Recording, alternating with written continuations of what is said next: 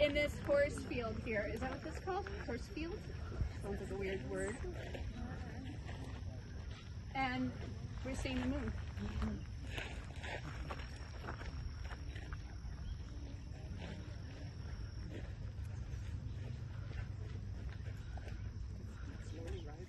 Yeah.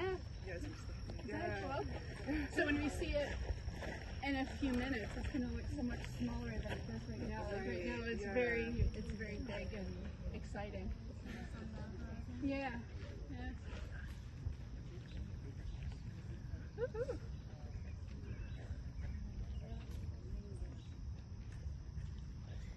So while I was complaining that it's still awfully bright out, we still get to see the moon, and it's pretty spectacular.